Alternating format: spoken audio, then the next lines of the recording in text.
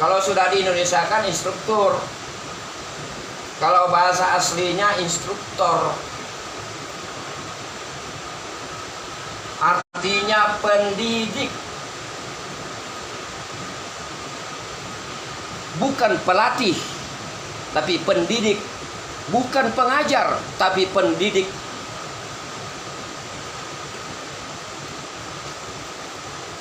Apakah semua orang yang bilang dirinya instruktur dalam organisasi pencinta alam mengerti apa yang dimaksud pendidikan?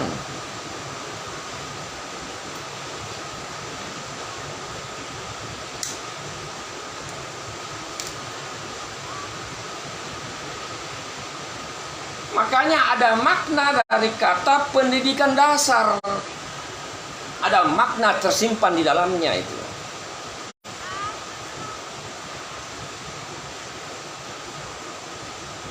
Apakah semua organisasi pencinta alam pernah mengkaji dengan dalam apa pengertian atau definisi dari pendidikan dasar itu?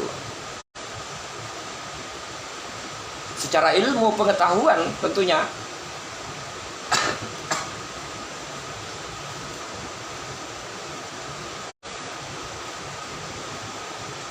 Karena mahasiswa, orang-orang yang berproses membuat dirinya matang, dewasa, mulia, maka dia didampingi oleh seorang guru.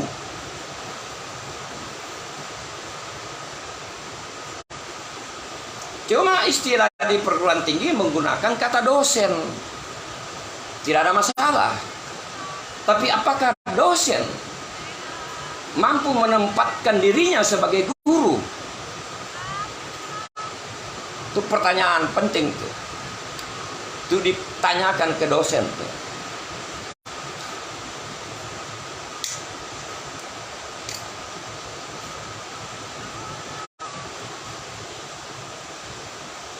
Jadi tidak boleh sembarang guru untuk dampingi mahasiswa. Kita lanjut.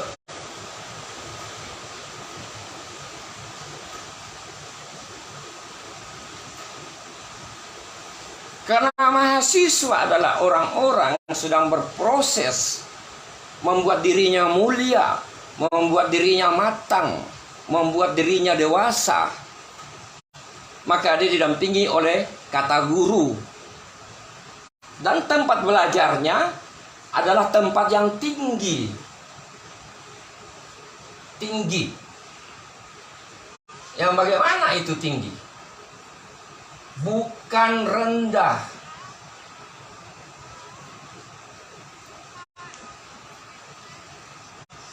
Kalau rendah itu sekolah dasar, SMP, SMA, itu pendidikan rendah namanya itu. Mahasiswa namanya perguruan tinggi, pendidikan tinggi. Tempatnya harus tinggi. Tinggi ini bukan tinggi secara fisik.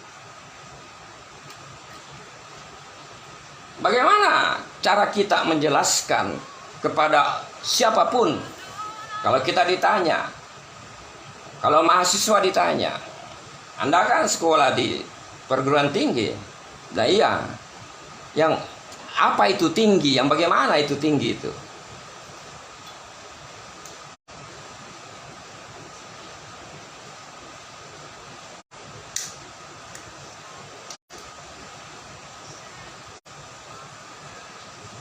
Pertanyaan itu. Tinggi itu seperti apa?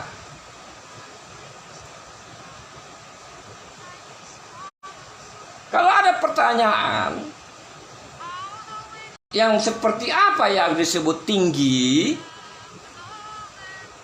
maka bawa orang itu yang bertanya, Anda mau tahu tinggi yang bagaimana? Bawa orang itu ya paling tidak ke puncak gunung Bulu Bawah Karaeng yang sekarang sedang rusak. Bawa dia. Suruh berdiri di puncak gunung tuh.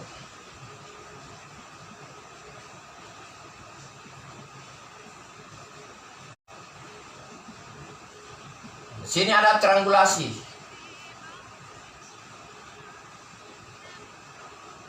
Suruh berdiri di atas terang gelas ini.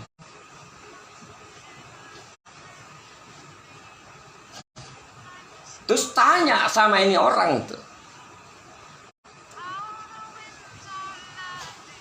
apakah ada yang menghalangi pandangan Anda ketika Anda berdiri di puncak gunung? Ya kayak Gunung Bulu Bawah Kering sajalah. Ketika Anda berdiri di puncak Gunung Bulu Bawah Kering, tanya, apakah ada yang menghalangi pandangannya? Tentu dia akan jawab, tidak ada. Saya bisa melihat jauh. Sampai di batas pertemuan antara laut yang disebut, ya kita sebut saja langit. Ini yang disebut dengan horizon. Tidak ada yang menghalangi pandangan saya.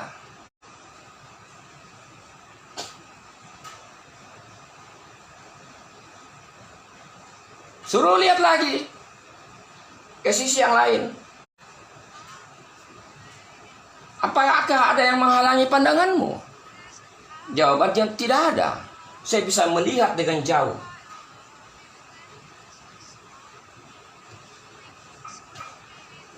Suruh melihat ke 4 arah mata angin.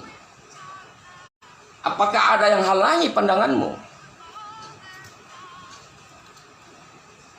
Jawabannya tidak ada. Saya bisa melihat dengan jauh. Ke utara, ke timur, ke selatan, ke barat. Saya bisa melihat semuanya. Dan jauh pandangan saya. Itu yang dimaksud tinggi. Jadi mahasiswa itu, karena berada di perguruan tinggi, maka mahasiswa itu cara berpikirnya harus jauh. Cara berpikirnya visioner.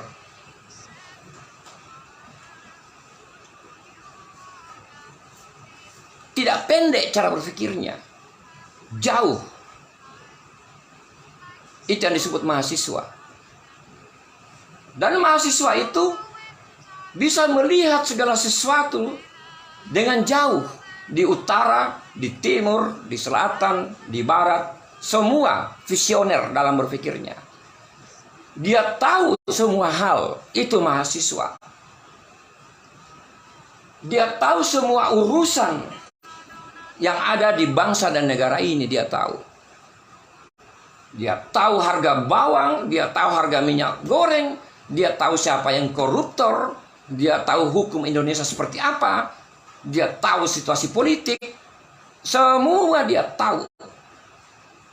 Dia tahu tetangganya seperti apa. Semua saya tahu. Dia tahu dirinya ini baik atau tidak. Itu mahasiswa.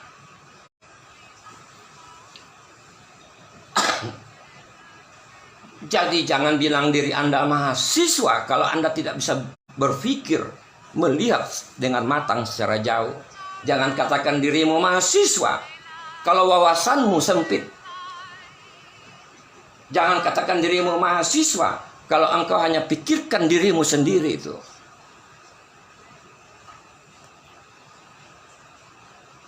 Kalau kita sudah berpredikat mahasiswa, maka kita pada saat itu adalah milik masyarakat.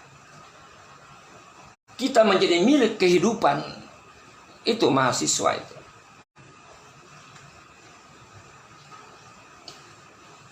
Jadi mahasiswa itu orang-orang yang berdiri di puncak gunung.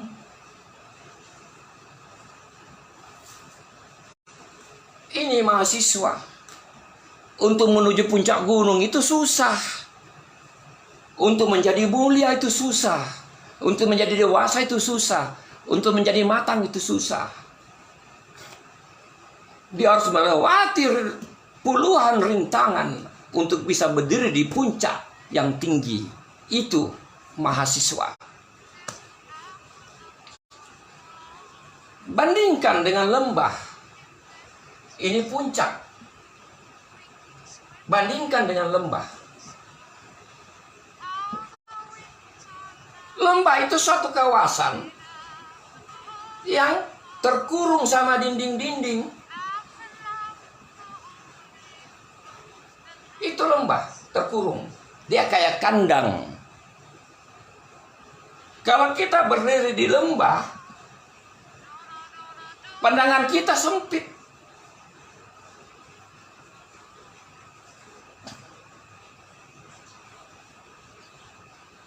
Wawasan kita sempit. Cara berpikir kita sempit.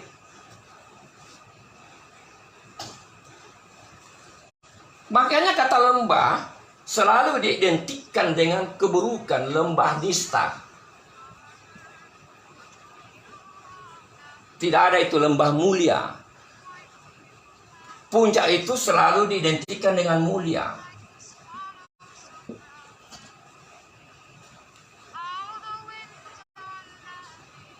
Jadi ukur saja diri masing-masing.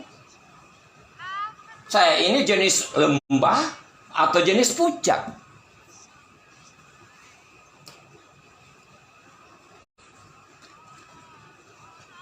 Jadi kalau Anda suka ke wilayah yang namanya Bulu Rama yang berbentuk lembah, ya seperti itulah cara berpikirnya itu. Sempit, dangkal.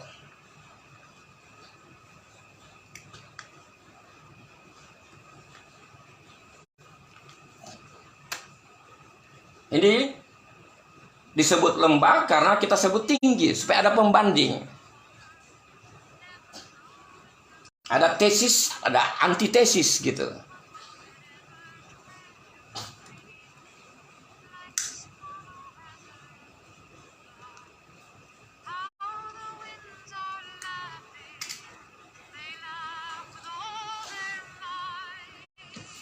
Jadi mahasiswa itu adalah sebutan yang sangat berharga. Sebutan yang sangat mulia itu mahasiswa itu.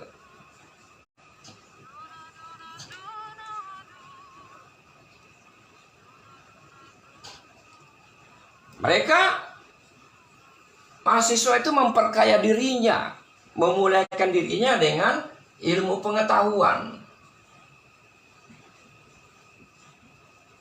Memperkaya dirinya dengan ilmu agama.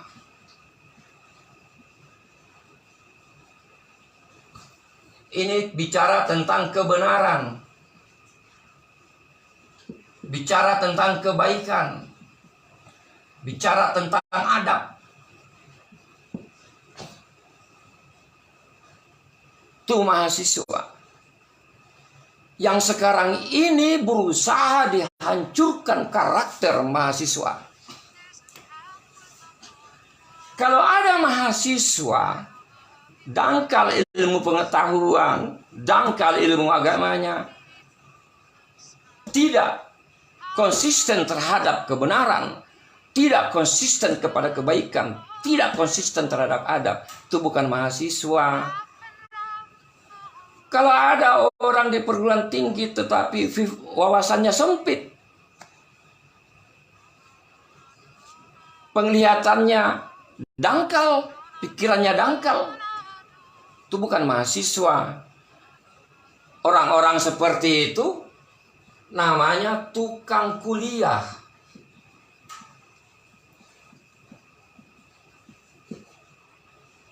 Jadi tetap ada tesis dan ada antitesisnya itu. Jadi tidak semua orang yang ada di perguruan tinggi itu layak disebut mahasiswa. Ada juga tukang kuliah.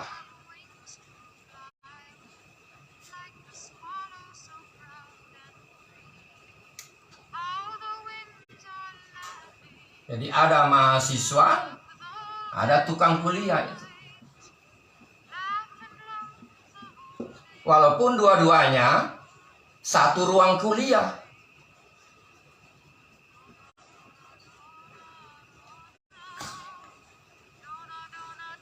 Tukang kuliah ini yang takut sekali tidak isi absen itu. Tukang kuliah itu gelisah dengan masa depannya. Tukang kuliah itu patuh dengan aturan itu. Dia menangis kalau tidak lulus tuh. Dia menangis kalau nilainya tidak A. Itu tukang kuliah itu.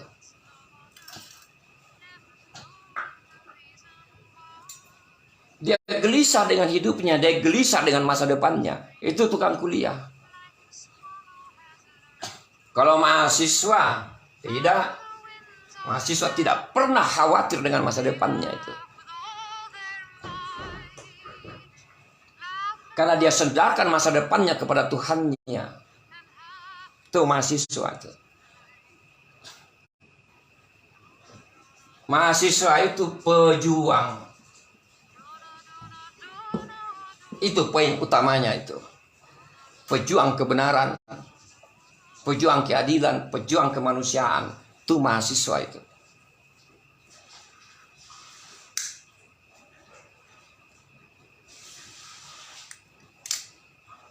Mahasiswa itu dilahirkan, lahir dari rahim pejuang. Itu mahasiswa. Dia tidak pernah merasa takut soal masa depan, tidak pernah itu. Makanya buka sejarah bangsa ini. Bagaimana peran mahasiswa itu penting. Tidak akan muncul itu proklamasi kalau bukan kaum muda yang memaksa Soekarno untuk membuat teks proklamasi dan membacakannya itu. Dilihat kembali sejarah itu. Ada peran kaum muda. Kaum muda itu menculik Soekarno dan dipaksa segerakan proklamasi. Kalau tidak ada kaum muda, tidak ada itu proklamasi itu. Ini bagian sejarah yang berusaha dilupakan tentang peran kaum muda, peran mahasiswa itu. Lihat saja sejarah, begitu bahasanya. Soekarno dibawa oleh kaum muda. Bukan kaum muda asal-asal kaum muda. Mereka itu mahasiswa. Orang yang sekolah itu. Makanya tidak usah heran kalau negara ini mahasiswa selalu aktif memperhatikan ini negara. Tidak usah heran kalau mahasiswa demo. Karena memang sejak ini negara dibentuk, dia sudah terlibat di dalamnya itu. Tuh mahasiswa itu.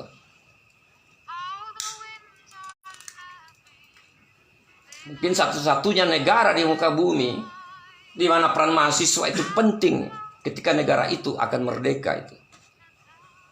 Bangsa itu akan merdeka, bukan negara ya. Tuh mahasiswa. Ini penting di stressing karena kita akan masuk ke mahasiswa pencinta alam.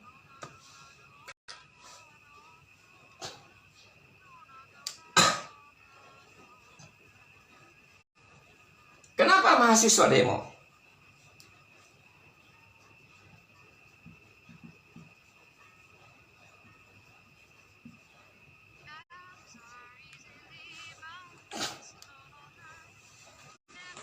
Kenapa dia demo?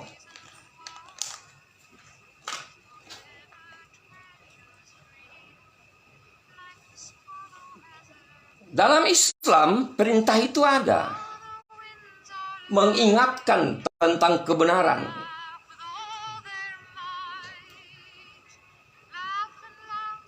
Ingatkan kebenaran.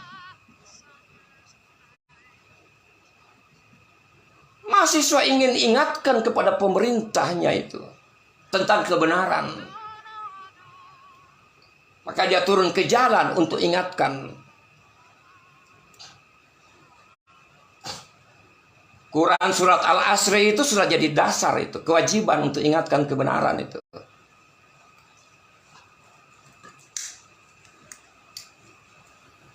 Kenapa mahasiswa demo?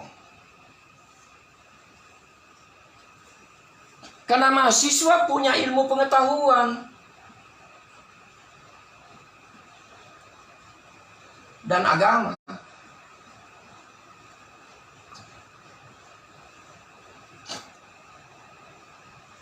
Sesungguhnya yang demo itu ilmu pengetahuan. Tapi ilmu pengetahuan ini melekat pada diri mahasiswa. Maka yang kita lihat mahasiswa yang demo. Tapi hakikatnya sebenarnya yang demo itu ilmu pengetahuan. Jadi ketika mahasiswa demo dan mereka dipukuli, itu sama dengan memukul ilmu pengetahuan dan agama. Tuh dalil demonya itu. Kalau orang tidak punya ilmu pengetahuan, dia tidak akan demo.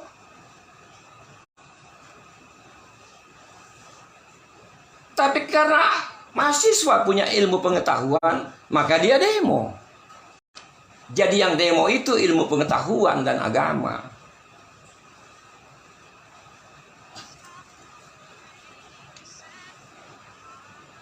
Ini yang menjelaskan itu. Baru dilihat sejarah ini bangsa sendiri. Sejak dari awal kemerdekaan Republik Indonesia itu sudah terlibat mahasiswa itu. Mereka bukan orang-orang yang berpangku tangan menunggu kemerdekaan, tidak.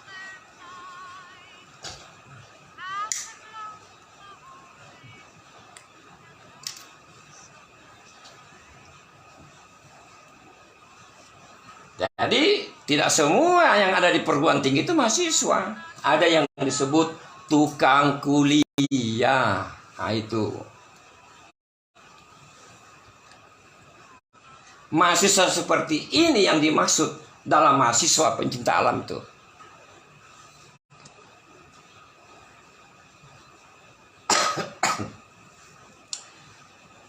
Nah, kita lanjut.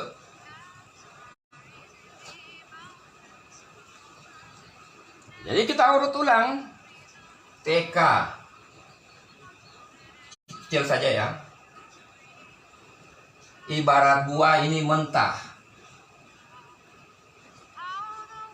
Terus lanjut SD, SMP, SMA. Ibarat buah ini mengkal. Terus lanjut perguruan tinggi. Ibarat buah ini matang. Matang itu dewasa.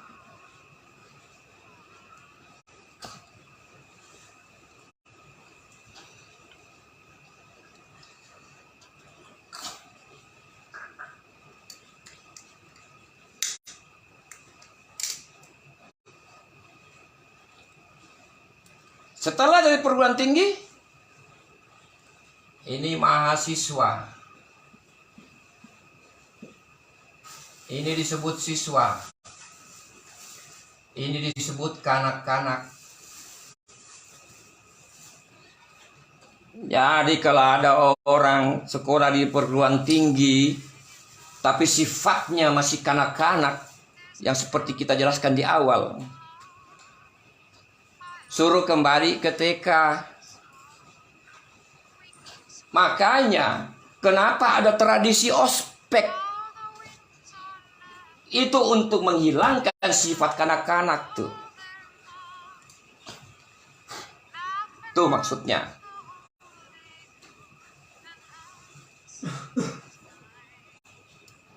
Kemudian setelah dari perguruan tinggi, selanjutnya apa? Setelah tamat perguruan tinggi, dia dapat dua. Dapat ijazah. Dan dapat gelar sarjana. Kan begitu. Kalau selesai dari perguruan tinggi, Anda diberikan ijazah. Anda diberikan gelar sarjana. Tapi apa ini maksudnya? Ijazah ini tanda bahwa Anda sudah selesai sekolah.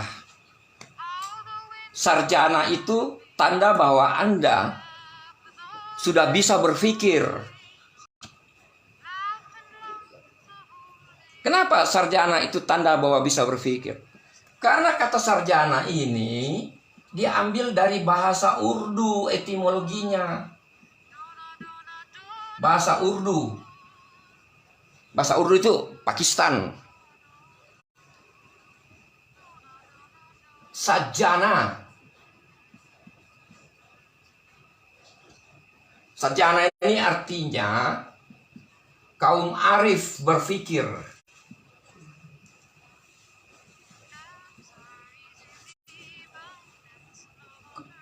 Orang bijak, orang yang dekat dengan Tuhannya. Dan orang yang bisa berpikir. Itu yang dimaksud dengan sarjana. Jadi yang menjelaskan sarjana itu artinya orang yang berpikir bukan kita, tapi arti dari kata itu sendiri itu. Makna dari kata itu sendiri. Arif berpikir. Saya kasih contoh. Ada orang sekolah di perguruan tinggi sampai level doktor. Ini gelar sarjana dokter, luar biasa nih. Ini level maha terpelajar itu.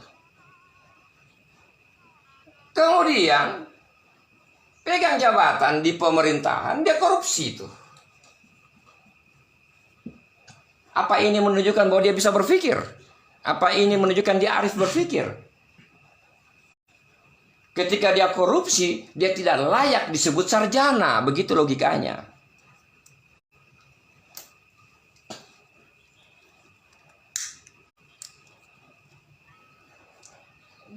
Capek-capek dia sekolah, dia tidak bisa bedakan baik dan buruk. Dia tidak bisa bedakan benar dan salah. Dia tidak tahu korupsi itu buruk. Dia tidak tahu korupsi itu salah. Dia tidak bisa bedakan benar dan salah, baik dan buruk. Berarti mentalnya adalah mental kanak-kanak. Belum dewasa. Tidak tahu yang gagal pendidikan. Atau siapa yang gagal. Karena ini banyak terjadi.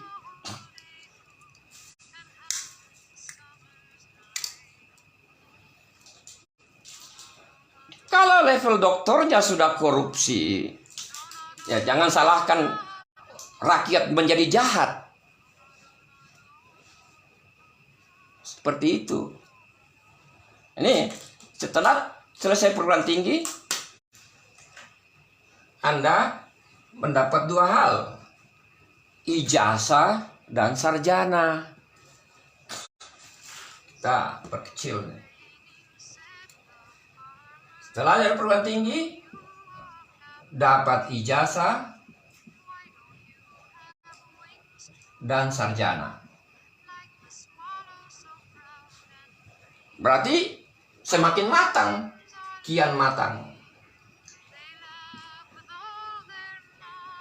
Harusnya gitu, kian dewasa. Itu buah kalau matang, semua orang suka, manis, semua suka itu.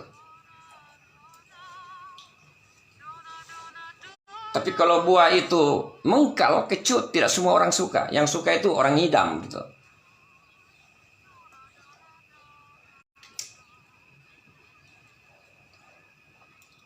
Setelah Anda sarjana, selanjutnya apa? Tidak sempurna hidupnya orang Indonesia yang sekolah setelah sarjana kalau tidak menganggur. Menganggur dulu.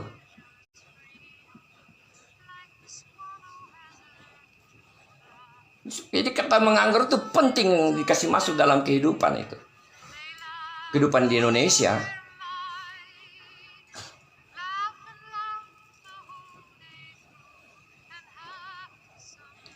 Menganggur ini bisa positif kalau kita tahu cara menganggur yang baik. Makanya harus dibikin etika pengangguran itu.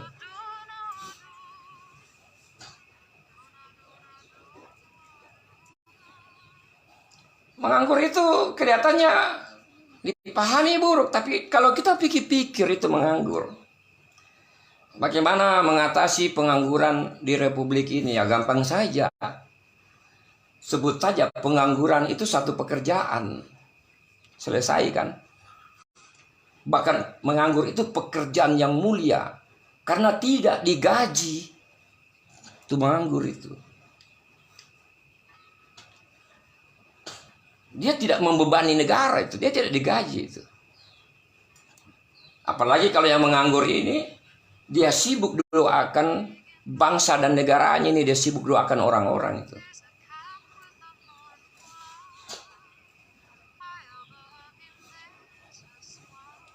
Kalau kata menganggur diambil dari kata anggur, semua orang suka buah anggur itu. Tapi bisa memabukkan juga itu.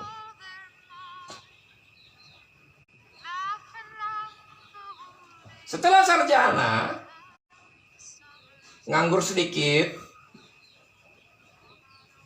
selanjutnya dia bekerja. Sebenarnya bekerja itu luas maknanya. Tapi yang diartikan oleh banyak orang saat ini bekerja itu jadi pegawai negeri sipil, bekerja di institusi negara, bekerja di institusi swasta, atau berbisnis, bekerja. Bekerja itu ibadah. Ini harus dipahami. Konteksnya ibadah itu bekerja. Mulia itu bekerja. Karena konteksnya ibadah. Orang sekarang tidak bisa bedakan antara bekerja dengan cari uang.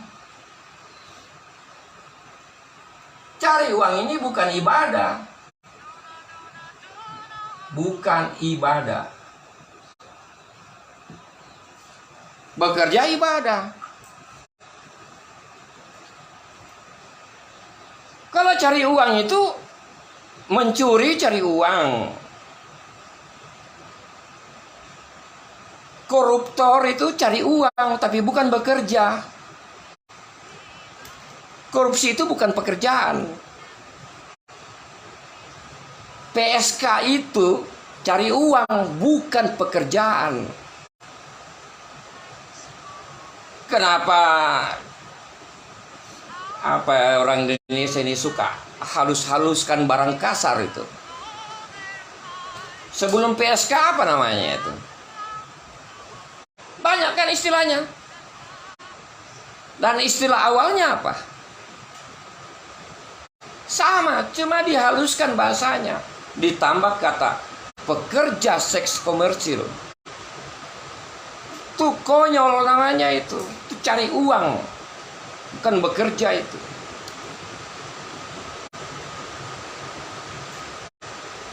Setelah bekerja, apa selanjutnya? Menikah.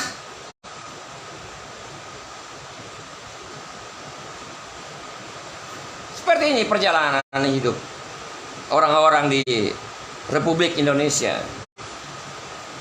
Saya tidak tahu kalau di luar Republik Indonesia.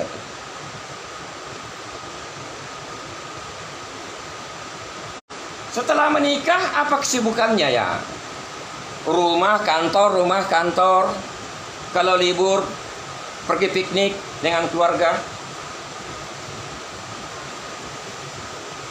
Itu kan yang dilakukan setelah menikah.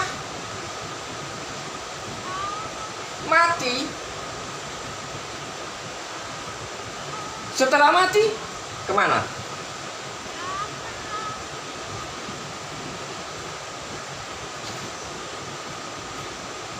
Jadi hati-hati bicara tentang masa depan.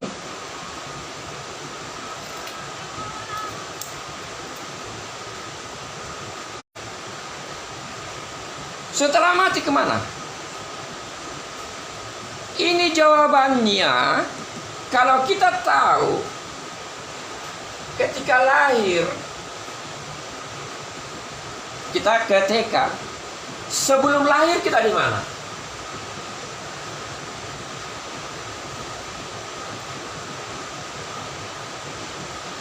Sebelum dilahirkan kita di mana? Sebelum lahir. Sama pertanyaannya. Setelah mati kita kemana?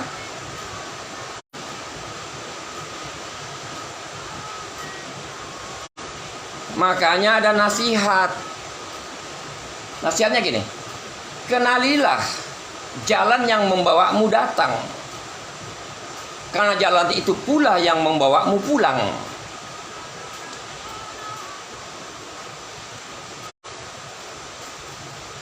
Jadi hati-hati bicara masa depan seperti ini. Anda yang menyaksikan live ini, Anda sudah di mana ini? Jadi mahasiswa, sabar-sabarlah. Kalau mahasiswa ngotot untuk cepat sarjana, berarti dia sudah maju satu langkah menuju mati. Kan gitu logikanya itu.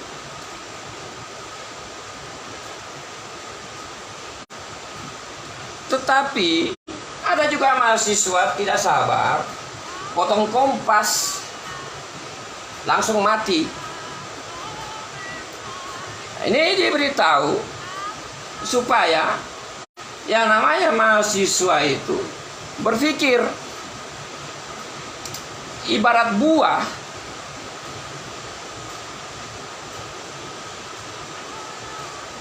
Buah itu kalau sudah matang, maka dia akan membusuk. Setelah busuk, dia jatuh, tumbuh lagi pohon berikut. Seperti itu buah. Tapi ada buah dari mentah langsung busuk. Ada buah dari mengkal langsung busuk, tidak pernah matang. Ada buah normalnya matang dulu baru busuk. Tapi ada buah mentah langsung busuk, berarti buah itu kena penyakit. Ada buah mengkal langsung busuk, berarti buah itu kena penyakit. Karena buah yang sehat mentah, mengkal, matang baru busuk. Begitu juga orang. Ada orang sudah tua tapi tidak pernah dewasa. Saya ulangi, ada orang menjadi tua tapi tidak pernah dewasa. Tua itu usia kronologis, dewasa itu usia psikologis. Ini perlu ditekankan, karena banyak orang yang sudah tua tapi merusak gunung bawah karaeng. Mereka tidak pernah dewasa.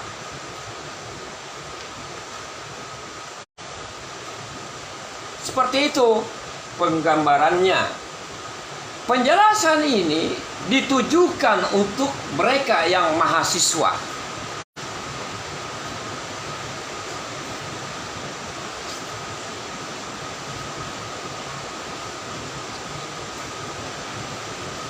Hah? 41 40 menit.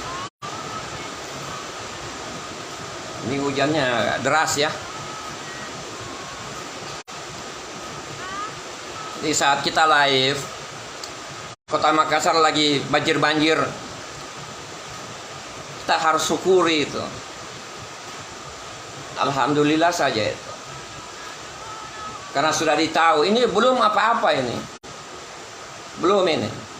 Ini masih punya hubungan dengan rusaknya Gunung Bawah Karaeng itu.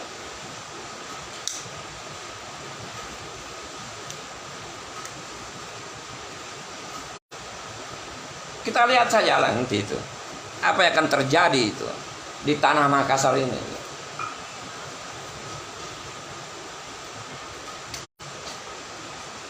Karena tahun kemarin sudah diberitahu itu. 2022 sudah diberitahu semuanya itu. Nggak usah kaget. Ini belum apa-apa ini.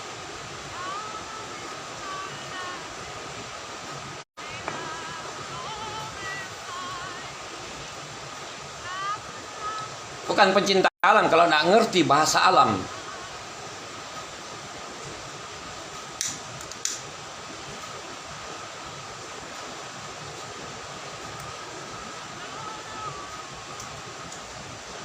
Ya itu pengantar-pengantar gambaran sedikit tentang mahasiswa itu.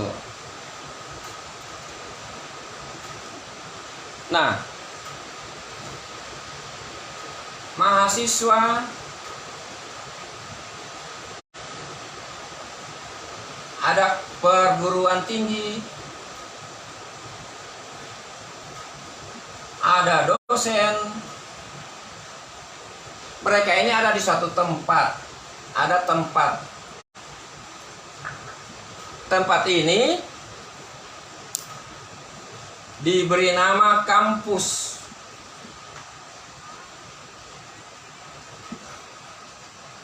Pertanyaannya, apa itu kampus?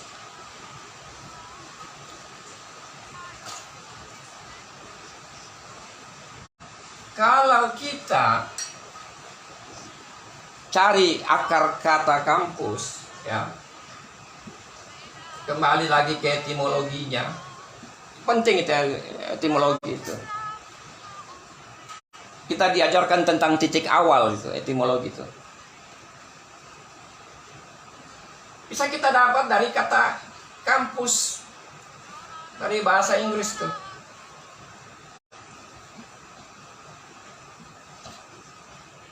Perkampungan dalam perguruan tinggi.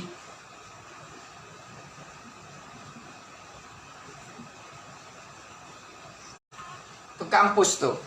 Perkampungan dalam perguruan tinggi. Bukan bikin kampung dalam perguruan tinggi. Perkampungan. Ini ada maknanya ini.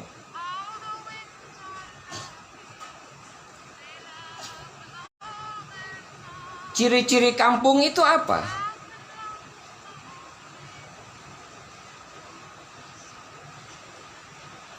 Ciri-ciri kampung.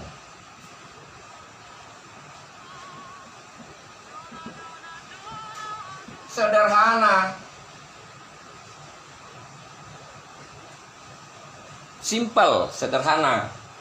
Kalau sudah sederhana itu dia rendah hati.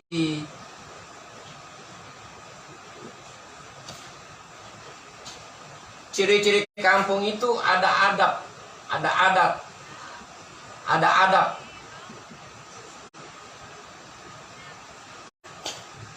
Ciri-ciri kampung itu ada nilai kebersamaan, nilai kebersesama.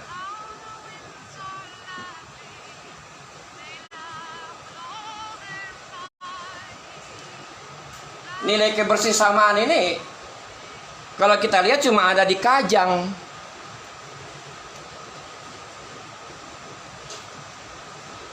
Terasa, bisa kita rasakan nilai masyarakat.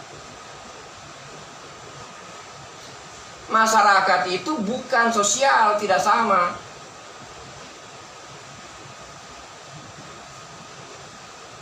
Sosial dengan masyarakat itu jauh perbedaannya itu. Orang-orang saja yang kacau, kadang dia maksud sosial dia ucapkan masyarakat. Kadang yang dia maksud masyarakat yang dia ucapkan sosial tuh. Tanya saja itu Fakultas Kesehatan Masyarakat. Kenapa bukan Fakultas Kesehatan Sosial tuh?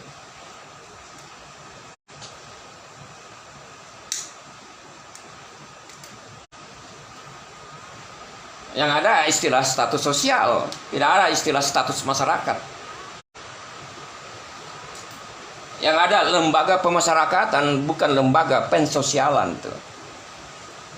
Ini beda nih.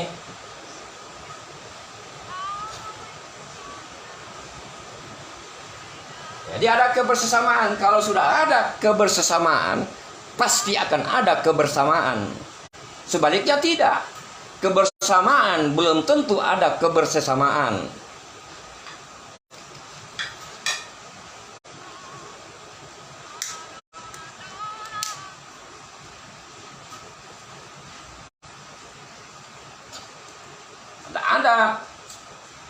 Ada pelajaran rasa malu di sini.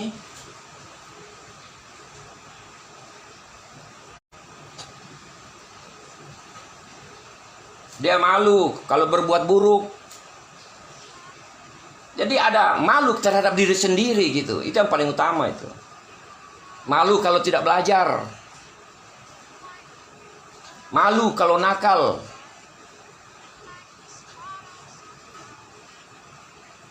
Itu kampung itu.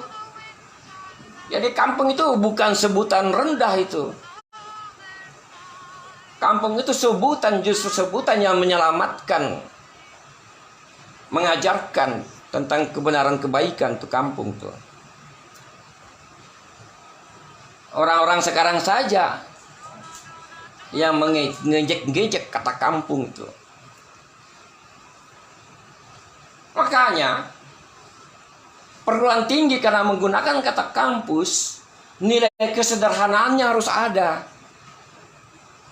Nilai rendah hati harus ada di dalam kampus. Ada adab, ada rasa malu. Makanya kampus itu pusat peradaban. Bukan pusat kebiadaban, tapi pusat peradaban.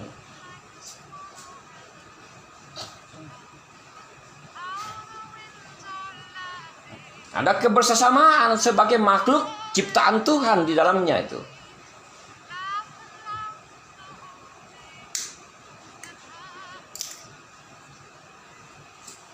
Itu yang dimaksud kampus, dari akar kata perkampungan.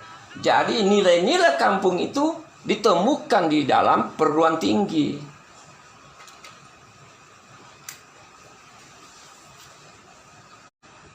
Tapi sekarang sudah tidak susah didapat perguruan tinggi yang menunjukkan ciri-ciri seperti ini, sudah susah itu.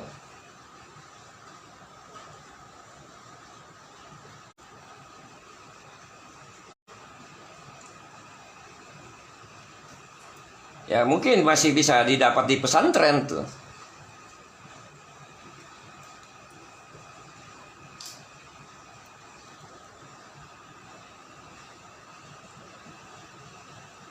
Ini untuk merampungkan warna penjelasan tentang mahasiswa ya.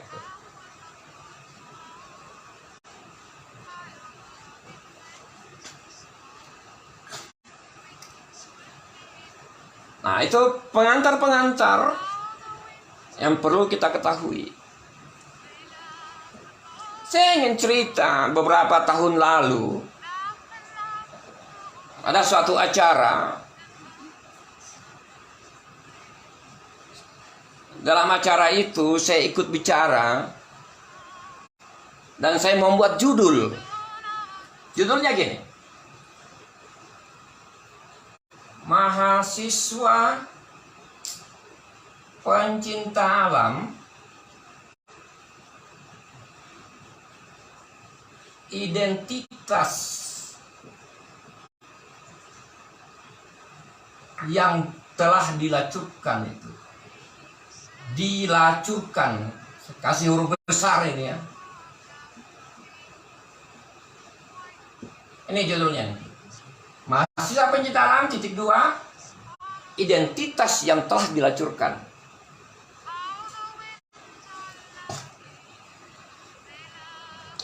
Kemudian ada orang mungkin mengatakan dirinya mahasiswa atau mungkin dirinya sarjana. Ketika dia baca judul ini, apa dia bilang? Oh, Nevi bilang mahasiswa pencinta alam itu pelacur. Kan tolol tuh. Jadi tidak mengerti tentang judul ini. Mahasiswa pencinta alam, identitas yang telah dilacurkan.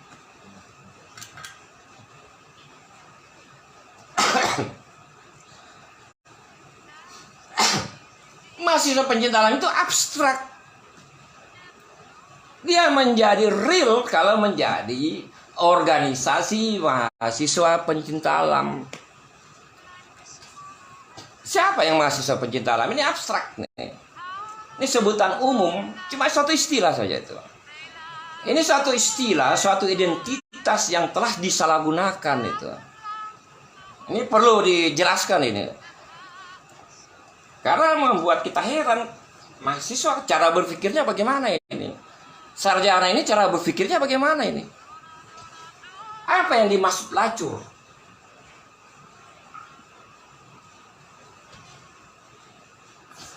Banyak di internet itu. agama yang dilacurkan, ilmu pengetahuan yang dilacurkan, banyak tuh.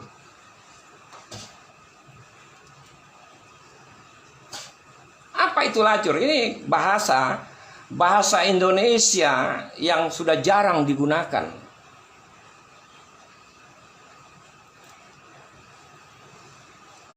Lacur secara harfiah, arti kamus itu artinya celaka,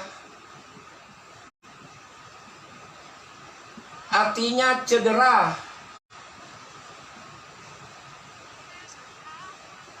Itu lacur. Jadi sama identitas yang dicelakai, identitas yang telah dicederai, itu artinya lacur tuh.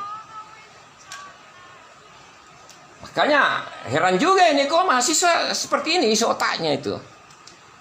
Bukan mahasiswa, itu pasti tukang kuliah itu. Ada juga sarjana ngomong gitu. Ini sih bilang masa penjentalan itu pelacur, gara-gara bacain itu. Jangan sampai yang ngomong ini sarjana beli ijazah, beli gelar ini.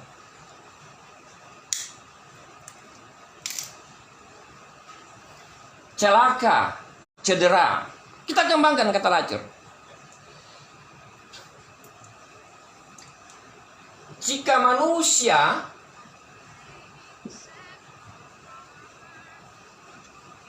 itu pembawa amanah. Jika manusia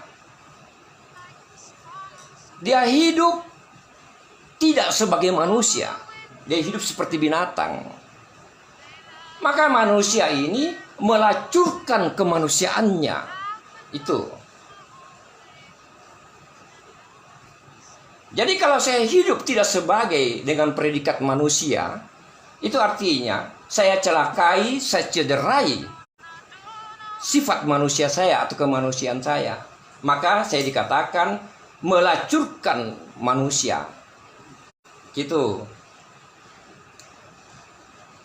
Maka muncul istilah agama yang dilacurkan, ilmu pengetahuan yang dilacurkan, disalahgunakan, dicederai, dicelakai. Itu maksudnya lacur. Sama seorang perempuan, ketika perempuan mencelakai posisi perempuannya, ketika perempuan mencelakai kedudukan perempuannya, maka ketika dia lacurkan kedudukan perempuan yang dia miliki, maka dia disebut pelacur. Pelacur itu artinya mereka yang mencederai dirinya sendiri, yang mencelakai dirinya sendiri. Jadi bisa laki-laki itu pelacur. Cuma sosial sudah terlanjur berpikir kata pelacur itu identik perempuan. Padahal tidak. Laki-laki bisa kok. Kalau dia lacurkan kedudukan laki-lakinya itu, dia pelacur juga itu. Sama kalau Anda jalan-jalan ke Jalan Nusantara sana itu, bukan rahasia lagi itu. Masuk di satu tempat yang dibilang ada etalase, Anda lihat perempuan duduk di situ menawarkan dirinya itu. Dan datanglah ini yang mengatakan dirinya laki-laki. Baru dia bilang yang nakal perempuan. Itu terbalik tuh. Tidak akan mungkin itu perempuan duduk di situ kalau tidak ada laki-laki yang datang. Laki-laki yang nakal, perempuan melihat kesempatan itu. Jadi laki-laki yang nakal, yang dia tuduh perempuannya tuh. Terbalik cara berpikirnya itu. Coba tidak ada laki-laki yang datang, ngapain dia duduk di situ?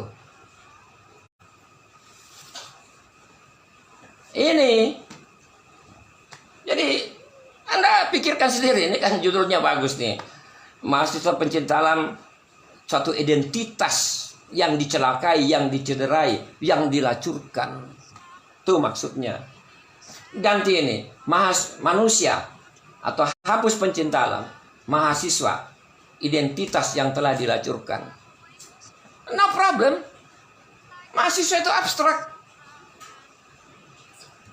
Itu konsep berpikir namanya itu. Jadi kalau kita ganti, ini dihilangkan, mahasiswa, identitas yang telah dilacurkan. Apa masalah ini konsep? Bukan diartikan ini mahasiswa. Bukan kita maksudnya ini mahasiswa itu pelacur.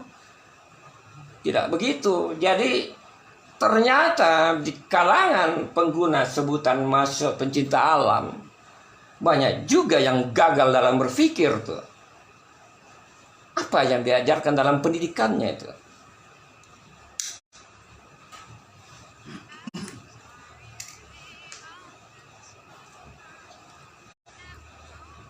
Jadi istilah tua itu lacur, artinya celaka. Ada istilahnya apa lacur? Apa lacur itu artinya kurang beruntung.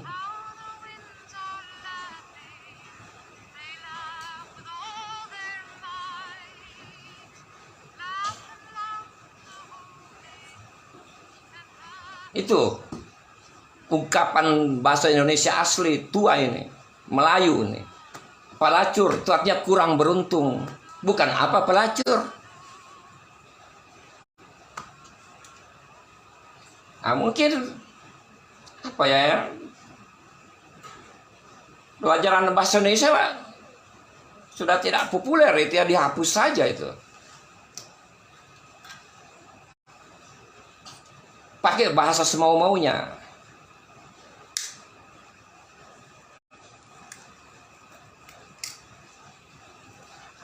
Unlucky. Itu apa lacur. Kalau bahasa gaul, mau media apa? Ini istilah bagus ini, mau media apa?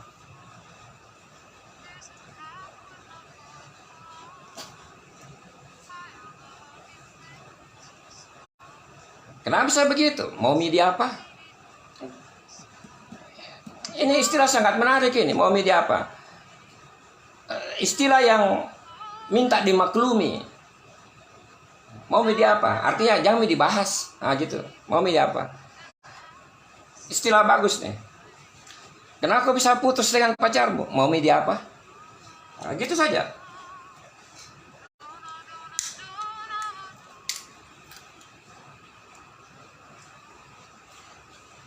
Ini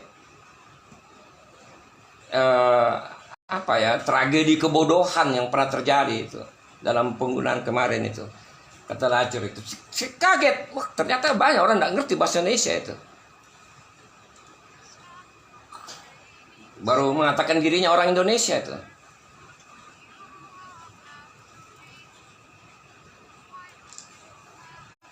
Nah, ini masih pengantar ya.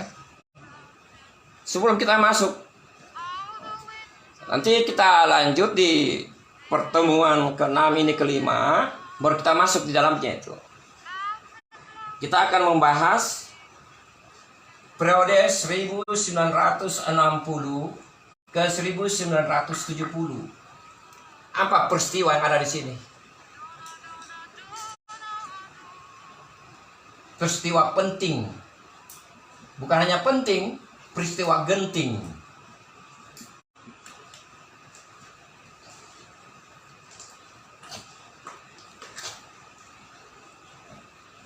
Kita harus tahu ini. Karena di tengah badai peristiwa ini muncul sebutan mahasiswa pencinta alam, maka kita harus tahu ini badainya apa. Jadi ketika belajar pencinta alam, maka dengan sendirinya automatically harus kita tahu peristiwa yang terjadi di era-era tersebut.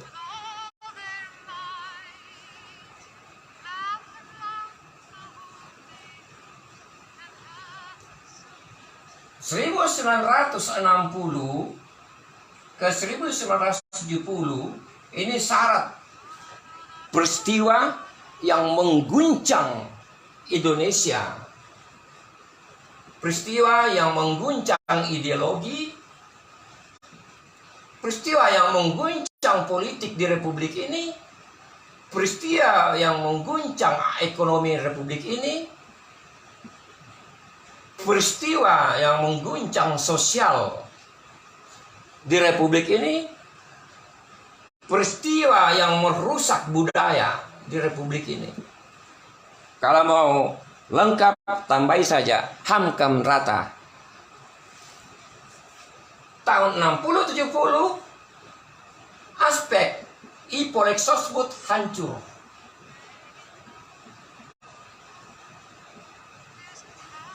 Rusak.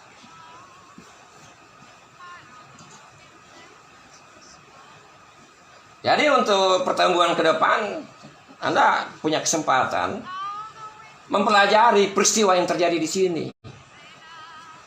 Sendi negara yang disebut ideologi, politik, ekonomi, sosial, dan budaya rusak tahun 60 ke 70. Setelah itu bandingkan dengan situasi sekarang, bagaimana Ipolexosbudnya kita. Ini alat ukur. Jadi ada badai di sini.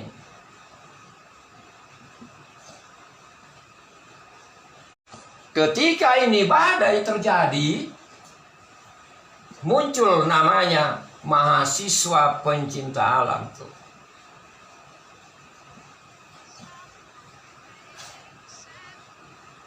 Untuk apa dia muncul? Ini mahasiswa pencinta alam itu lahir pada saat badai. Itu yang harus dipahami. Makanya kalian pengguna sebutan mahasiswa pencinta alam adalah orang-orang yang besar di tengah badai, bukan pengecut. Adalah orang-orang yang menari di dalam badai, bukan menghindari badai. Ini akan kita bahas di pertemuan berikut di hari Kamis nanti. Sekira untuk pertemuan malam ini saya cukupkan ya, ini pengantarnya. Mudah-mudahan pengantar ini bisa dengan mudah nanti ketika kita urai apa yang terjadi sehingga munculnya mahasiswa pencinta alam itu. Mohon maaf jika ada diksi ucapan yang bagaimana ya. Semua itu cuma irama untuk menjelaskan bagaimana pentingnya ini persoalan gitu. Sama juga kata I love you, ada I love you pakai irama dangdut, irama pop, ada I love you pakai irama black metal. Jangan lihat iramanya, lihat I love you-nya itu. Mudah-mudahan bisa paham ya yang kami maksudkan. Semoga apa yang kami sampaikan bisa memperoleh manfaat, memberikan manfaat bagi kita semua, bisa menumbuhkan satu inspirasi untuk mengangkat wilayah Sulawesi Selatan, Selatan Sulawesi, dan untuk kebaikan ke depan bagi kita semua. Wassalamualaikum warahmatullahi wabarakatuh.